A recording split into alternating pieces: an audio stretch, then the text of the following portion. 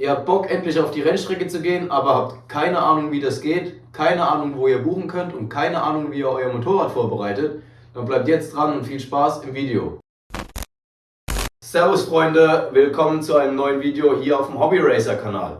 Ich weiß, viele von euch würden gerne mal auf die Rennstrecke gehen, wissen als Anfänger aber überhaupt nicht, wo kann man das buchen? Welche Rennstrecken bieten es überhaupt an? Welche Veranstalter gibt es überhaupt? Wo finde ich die ganzen Infos? Wie muss ich mein Motorrad dafür vorbereiten? Viele fragen sich, ist es überhaupt möglich, als Anfänger direkt auf die Rennstrecke zu gehen oder ist da irgendwas an Erfahrung notwendig? Kurz gesagt, nein, ist es nicht. Ihr könnt auch als Anfänger und Einsteiger ganz genauso auf die Rennstrecke wie jemand Fortgeschrittenes mit schon Erfahrung. Es gibt je nach Veranstalter verschiedene Einsteigertrainings wie Rookie Camp oder extra für Mädels dann das Girls Camp. Es gibt verschiedene Varianten, ihr werdet mit Instruktor eingelernt. Der führt euch über die Rennstrecke, er erklärt euch viele Sachen, er zeigt euch die Ideallinie, also macht euch darüber gar keine Gedanken. Schaut einfach je nach Veranstalter, welche Einsteigertrainings es gibt und bucht dann genau die für eure ersten Erfahrungen auf der Rennstrecke. Eine andere Frage, die vielleicht noch offen ist: Mit welchem Motorrad kann ich überhaupt auf die Rennstrecke? Was ist mit den Reifen? Kann ich mit den Straßenreifen auf die Rennstrecke oder brauche ich direkt schon Slicks? Brauche ich Reifenwärmer? Klären wir alles hier im Video. Kommen wir aber mal zum ersten Punkt: Veranstalter. Welche Veranstalter gibt es überhaupt? Wann bieten die Termine an und auf welchen Strecken? Es gibt so viele verschiedene Veranstalter wie zum Beispiel Speer Racing, Hafenegger Renntrainings, CR Moto, IBIS, Trackdays BE, Triple M, Motomonster. Ich könnte euch hier eine riesen Palette aufzählen. Es ist einfach Unmengen an Anbietern. Ihr müsst euch raussuchen, wann welcher Anbieter welchen Termin auf welcher Strecke anbietet, der für euch am besten passt. Bleibt nur die Frage, wo habt ihr denn die beste Übersicht über alle Veranstaltungen und alle Anbieter? Ganz einfach, es gibt das Racing for Fun Forum. Ich verlinke es euch unten in der Videobox mal. Da sind alle Termine von Großteil der Anbieter aufgelistet. Da könnt ihr einfach durchscrollen, könnt nach Datum sortieren, könnt nach Strecke sortieren, was ihr wollt und könnt euch darüber dann einen Überblick verschaffen, welche Anbieter zu dem Zeitraum auf welcher Strecke was anbieten. Wichtig zu beachten ist, dass es bei den Anbietern zum Teil große Preisunterschiede gibt. Woran liegt das? Es gibt zum einen, ich nenne sie mal Premium-Anbieter und zum anderen die etwas günstigeren Anbieter. Aber welchen Vorteil hat es denn, einfach ein paar Mark mehr auszugeben, um bei einem Premium-Anbieter zu buchen? Bei einem Premium-Anbieter habt ihr viel mehr Services schon inklusive, wie vielleicht zum Beispiel Transponder schon dabei, Fotoservice, Fahrwerkservice, Instruktoren verschiedener Art.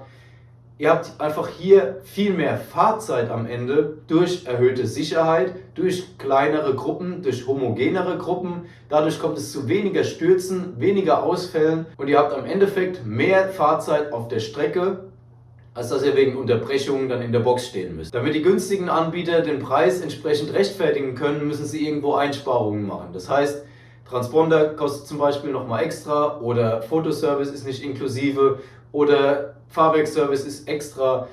Viel drumherum, was ihr extra bezahlen müsst, plus die Gruppen sind wahrscheinlich sehr viel größer als bei einem Premium-Anbieter. Dadurch sind mehr Leute auf der Strecke, was dann wieder die Gefahr erhöht, dass irgendwo ein Sturz passiert. Muss man abwägen, inwieweit ist es dann okay, bei einem günstigeren Anbieter zu fahren oder man legt ein bisschen mehr Geld drauf bei einem Premium-Anbieter.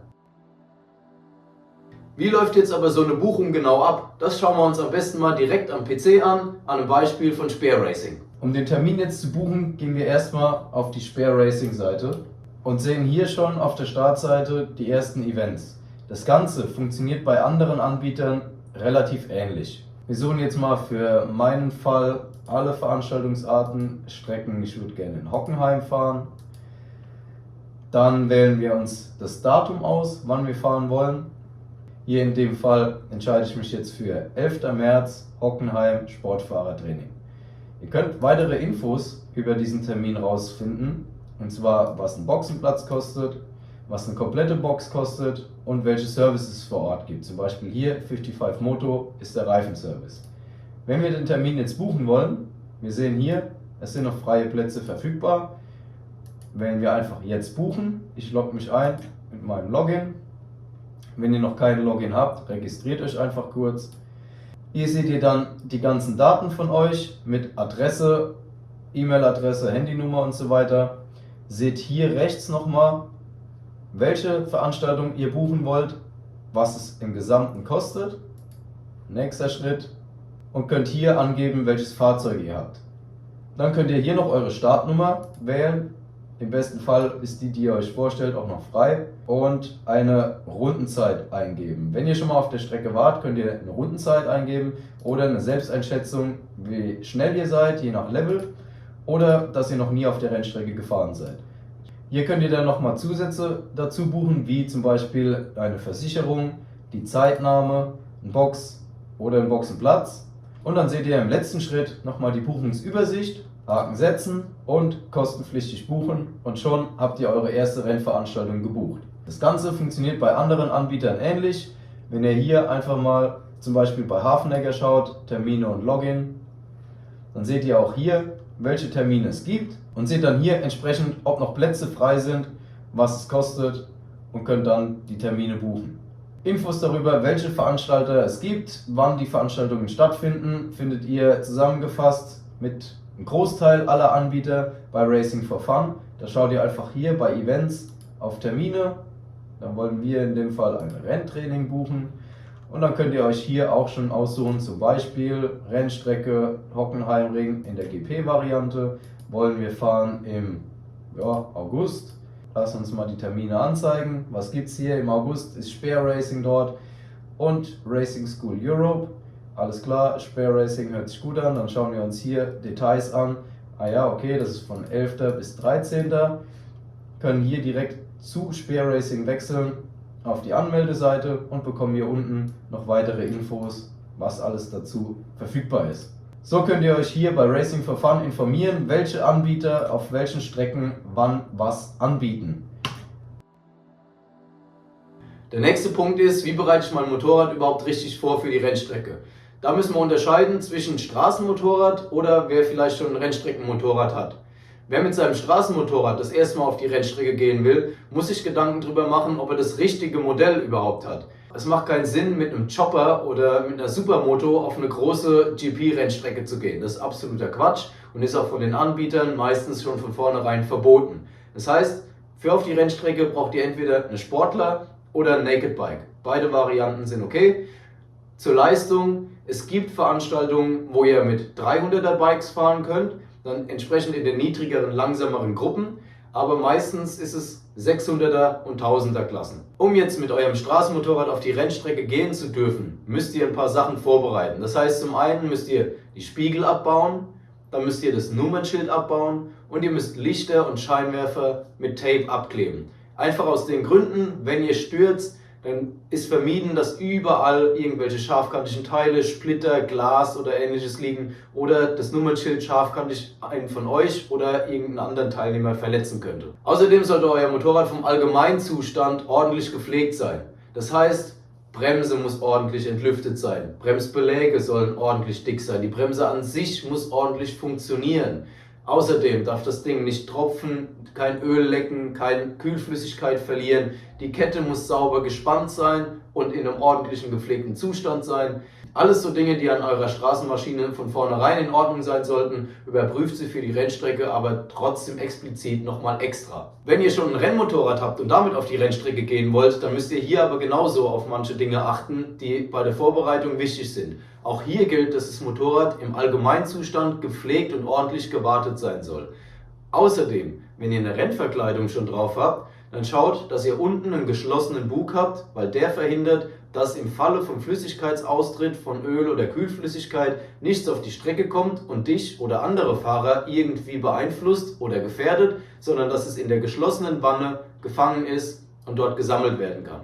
Außerdem sollten die Umbauten, die ihr bei dem Rennmotorrad gemacht habt, auch ordentlich gemacht worden sein. Egal ob das andere Rastenanlage oder andere Stummel oder die Rennverkleidung selbst ist. Achtet darauf, dass alles ordentlich gemacht ist. Schaut, dass alle Schrauben ordentlich festgezogen sind, dass keine spitzen, scharfkantigen Teile irgendwo abstehen, die Verkleidung irgendwo gebrochen ist oder ähnliches.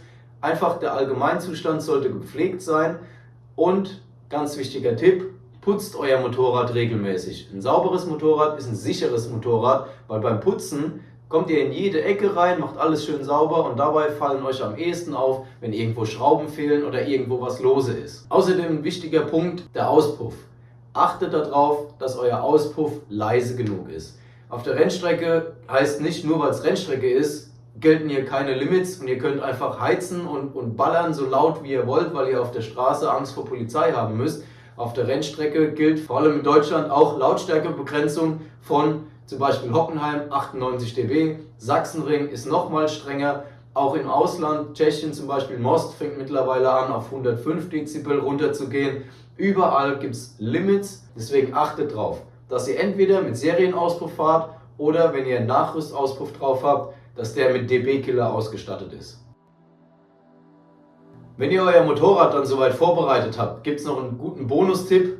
Was nehmt ihr ansonsten noch mit auf die Rennstrecke? Was braucht ihr denn überhaupt? Was packt ihr ein? Was kommt in den Kofferraum? So Sachen wie Lederkombi, Helm, Handschuhe, Stiefel, das ist essentiell, das hat man eventuell noch im Kopf. Aber sowas wie ein Stuhl, dass man sich einfach mal zwischen den Turns hinsetzen und ausruhen kann. Oder vielleicht rudimentäres Werkzeug im Falle, dass doch irgendwas lose ist. Das alles habe ich euch schon mal erklärt in einem vorherigen Video. Ich verlinke es euch hier oben mal. Was muss ich mitnehmen auf die Rennstrecke? Ein weiterer wichtiger Punkt auf der Rennstrecke ist das Thema Reifen. Schwarz, rund, Loch in der Mitte. So soll er normalerweise sein. Aber manche fragen sich, kann ich auch mit meinen Straßenreifen auf die Rennstrecke oder muss ich schon direkt auf Slicks wechseln? Am Anfang könnt ihr definitiv auch mit Straßenreifen auf die Rennstrecke. Aber achtet wenigstens drauf, dass es Sportreifen sind. Alles, was in Richtung Bridgestone S22 geht oder Pirelli Supercorsa oder Michelin Power Cup 2, irgendwas in die Ecke, weil ihr damit schon einen richtig guten Reifen habt, der auch die hohen Temperaturen auf der Rennstrecke ab kann. Ihr werdet als Anfänger noch nicht so hohe Geschwindigkeiten aufbauen, dass der Reifen zu heiß wird. Achtet aber trotzdem darauf, dass ihr den Reifenluftdruck entsprechend der Herstellerangaben anpasst. Auf der Rennstrecke müsst ihr immer ein bisschen Luft rauslassen. Dafür fahrt ihr einen Turn auf der Rennstrecke und kommt danach direkt rein und messt euren Reifendruck. Das heißt, auch Reifenwärmer sind für euch noch nicht unbedingt notwendig. Ihr könnt mit euren Straßenreifen rausfahren, fahrt die ersten 2-3 Runden ein bisschen bedacht, aber zügig, um Temperatur in die Reifen reinzukriegen, ohne zu hohes Risiko zu gehen. Dann könnt ihr euch langsam steigern und immer schneller werden, ohne dass ihr irgendwie Gefahr haben müsst, auf der Nase zu liegen. Damit kommen wir aber direkt schon zum nächsten Punkt, und zwar Slicks. Slicks haben gegenüber Straßenreifen den absoluten Vorteil, dass sie euch viel mehr Reserven bieten. Slicks, wenn ihr sie ordentlich auf Temperatur habt, können Druckspitzen durch Fahrfehler wesentlich besser abfangen und dadurch im schlimmsten Fall sogar einen Sturz vermeiden, wo ein Straßenreifen vielleicht schon abgeschmiert wäre. Für Slicks ist es allerdings wichtig, dass ihr Reifenwärme habt. Fahrt mit den Slicks nicht ohne Reifenwärme raus. Theoretisch ist es auch möglich, aber als Anfänger, ihr müsst da so bedacht die Reifen warm fahren, bis sie auf Temperatur sind. Da macht ihr sie aber außerhalb vom Temperaturfenster eher kaputt, als dass ihr dann am Ende Spaß an den Reifen gehabt habt. Das Risiko ist zu hoch, dass ihr dadurch entweder den Reifen kaputt macht oder auf der Nase liegt. Deswegen bei Slicks auf jeden Fall Reifenwärmer benutzen. Bei Reifenwärmer gibt es aber auch was zu beachten. Und zwar, die Vorteile sind natürlich, durch die Reifenwärmer habt ihr sofort Temperatur auf den Reifen. Das heißt, ihr könnt rausfahren und könnt sofort losbrettern. Aber der Nachteil ist, ihr müsst sofort zügig losfahren. Wenn ihr nämlich die ersten Runden zu langsam fahrt, vor allem in der ersten Runde, weil ihr euch noch unwohl fühlt, erstmal reinkommen wollt, dann verliert der Reifen Temperatur durch Fahrtwind und so weiter gegenüber der Temperatur, die ihr ihm mit dem Reifenwärmer gegeben habt. Dadurch kommt es dann nicht in der ersten Runde, in der ihr vorsichtig gefahren seid, sondern in der zweiten Runde, wenn ihr denkt, okay, ab jetzt kann ich Gas geben, eher zum Sturz, weil ihr in der Zwischenzeit so viel Temperatur verloren habt, dass der Reifen außerhalb von seinem Fenster ist. Das heißt, wenn ihr Reifenwärmer nutzt, wenn ihr mit Slicks rausgeht, dann von Sekunde 1 an zügig fahren und ordentlich Temperatur im Reifen halten.